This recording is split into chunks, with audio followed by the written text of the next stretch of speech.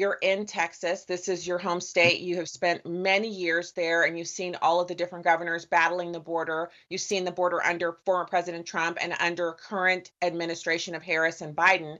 Tell us what's Mhm. going on.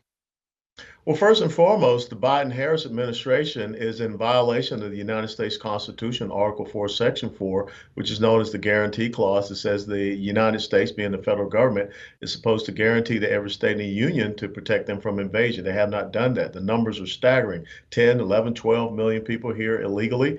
And when you talk about all the things that she is saying that she's going to do when she's president, she can do it right now, as you already articulated. So when you look at the fentanyl crisis, a quarter of a million Americans have lost their lives during the Biden-Harris administration to fentanyl. And to put that in a comparative analysis, we lost 37,000 Americans in the Korean War. We lost 58,000 Americans in the Vietnam War. So basically, this chemical war that has been engaged by China with the transnational cartels, they are killing Americans to the tune of a quarter of a million Americans. And you talked about those numbers of rapists and murderers that they have allowed into this country. ICE released those numbers last week. But I want your listeners to realize that you have more single military age males illegally in this country, and now we know that they're finding their way to getting weapons, than you have of the active duty strength of the United States Marine Corps and the active duty strength of the United States Army. All of these things could have been fixed. But yet, what happened in the first 3 months of the Biden Harris administration? 90 plus executive actions that undermine the security of the United States border. So, this is just a bunch of hogwash. And she has never really visited the border. She visited a port call of entry in El Paso, and then she just looked at some razor wire down there in Arizona. I think she spent a total of 30 minutes. Yeah, and I appreciate you pointing that out because when we say visit to the border, I mean, I often visit the mechanic shop. It doesn't mean I understand anything that's going on in there or that I've actually went inside and done anything. When I go there, I drive my car over to the closest bay and then I leave and return when my car is fixed. And that's about the same action she's taken at the border. Only I pay for my car to be fixed and she's paid for nothing.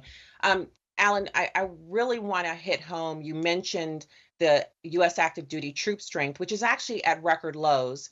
You mentioned the Yes. US Marine Corps. We actually sent more than the annual budget of the US Marine Corps, which is 59 billion. We sent 60 billion to Ukraine, but we haven't sent any money to the southern border. I watched a video this morning of a time when Texas had put up some razor wire, concertina wire along the border, and the Biden Harris administration instructed a dump truck, a little scoop, to go down and scoop up that border wire and lift it up high enough for people to walk under it.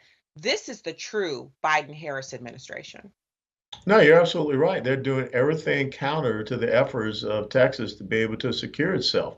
And again, that's constitutional. Article 1, Section 10, Clause number 3 of the Constitution says that when a state is actually being invaded, when there is imminent danger, they can take action without any admitted delay. And the Constitution lays out exactly what they're supposed to do when the federal government fails to do their duty in the Guarantee Clause. She's fighting against that. So again, this whole premise about when I become president, this is what I'm going to do. You go back to the Dana Bash CNN article. Guess what? I mean, interview. Guess what she said? She says my values haven't changed. So she's still going to defund and look to get rid of ICE. She's still going to allow millions of people to come in. So this is just campaign rhetoric, and I think more people are seeing through it.